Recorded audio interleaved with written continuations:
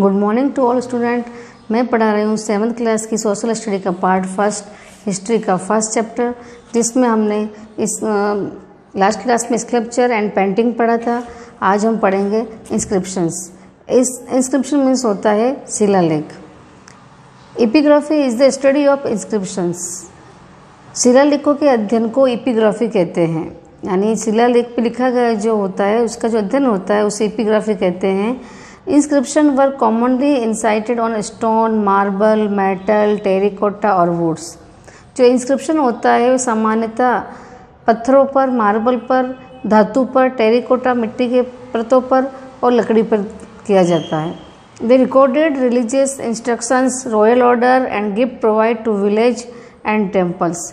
इसी के साथ में वह एक रिकॉर्ड होता है, एक दस्तावेज होता है जो जिसमें धार्मिक इंस्ट्रक्शन दिए जाते हैं, धार्मिक चेतावनियाँ दी जाती है या आदेश दिए जाते हैं। साथ में रॉयल ऑर्डर यानी शाही ऑर्डर दिए जाते हैं और साथ में गांवों और मंदिर में जो गिफ्ट या उपहार प्रदान किए जाते हैं उनके बारे में लिखा होता है।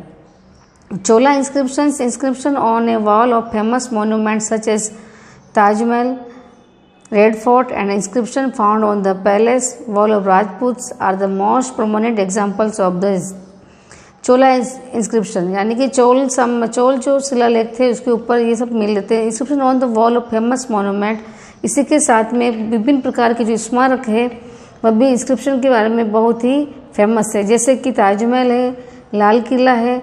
और वे स्थान जो मुख्य रूप से राजपूतों के जो हमें मोन्यूमेंट मिले, राजपूतों के जो पैलेस मिले हैं, महल मिले, उनकी दीवारों पर जो लिखे गए जो इंस्क्रिप्शन है वे अधिक मात्रा में हमें मिले और अधिक प्रसिद्ध है।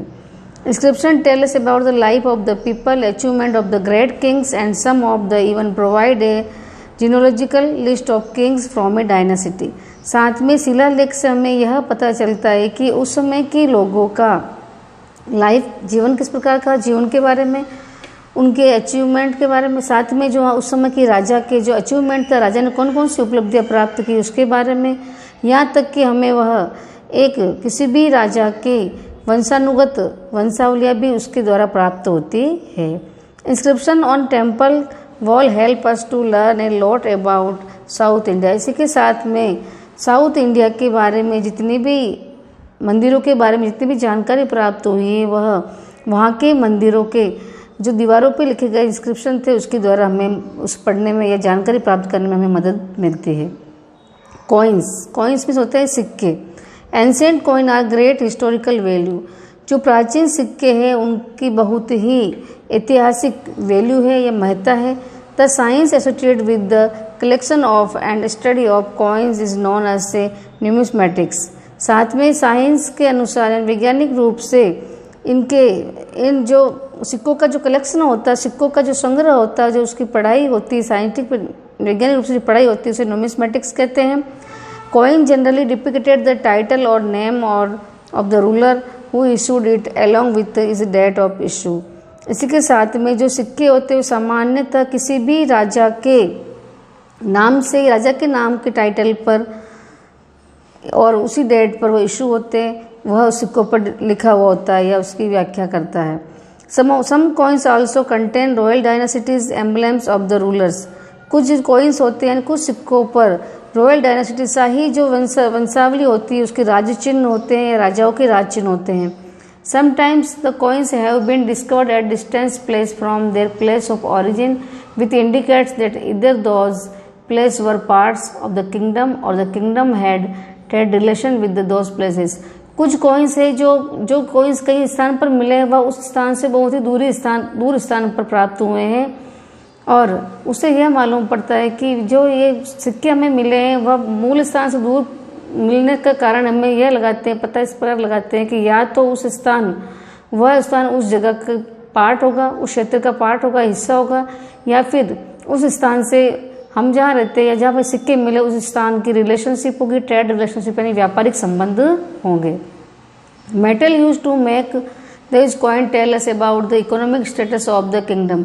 साथ में जो मेटल के सिक्के मिले, धातु के, सोने, चांदी, तांबे के जो सिक्के मिले उससे हमें यह जानकारी प्राप्त होती है कि उस समय की राजा की, उस समय की उस साम्राज्य की जो इकोनॉमिक स्टेटस बहुत ही अच्छा था, यानी आर्थिक प्रतिष्ठा बहुत अधिक अच्छी थी।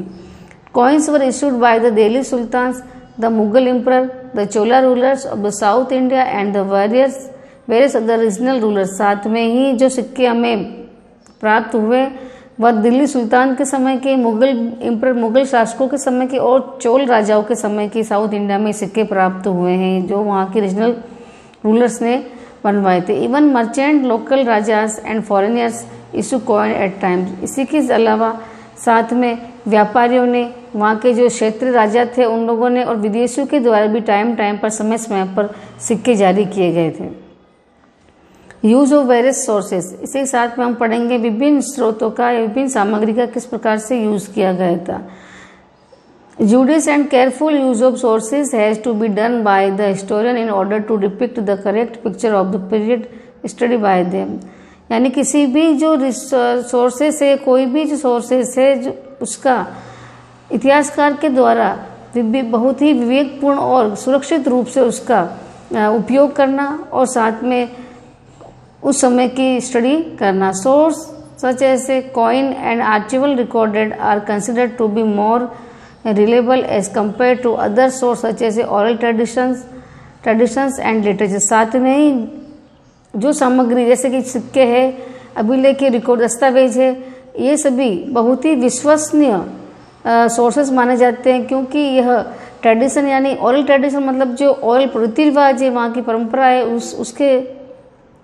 उसके मायने में, और साथ में लिटरेचर यानी साहित्य मायने में ये अधिक रिलेबल होते हैं, अधिक विश्वसनीय होते हैं। However we do not have evidence in the form of coins और archival records for the study of certain periods and dynasties. हालांकि हमें एविडेंस से पूर्ण रूप से हमें कोई रिकॉर्ड नहीं मिला है या पूर्ण रूप से सबूत नहीं मिला है, फिर भी the study of certain period and the dynasty, फिर भी निश्चित अवधि, उस समय की वंशों की निश्चित अवधि के बारे में इन कॉइन्स वगैरह या आर्टिकल रिकॉर्ड से हमें पता चलता है।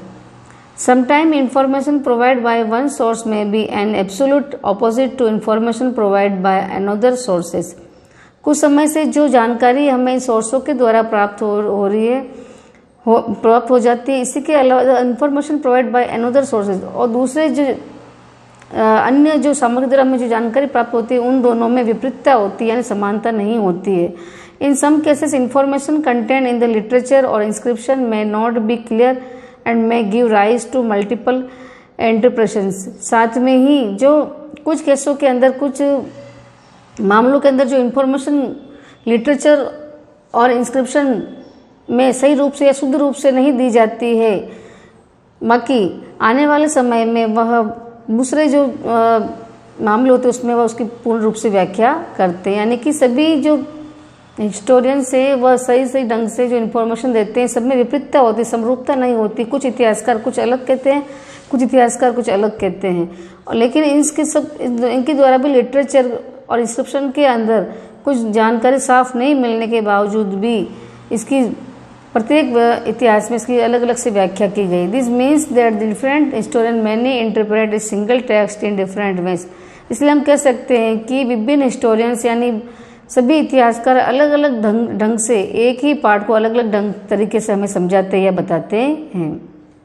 Good historians are meticulous in understanding, interpreting and reconstructing the things of the past to drive the correct conclusions. साथ में जो अच्छे इतिहासकार होते हैं वे बहुत ही सूक्ष्म जानकारी प्राप्त करके सही ढंग से उस इतिहास के बारे में जानकर और निष्कर्ष निकालते हैं, उसकी व्याख्या करते हैं और वापस उसका पुनर्निर्माण करते हैं जिससे कि हमें सही जानकारी प्राप्त हो।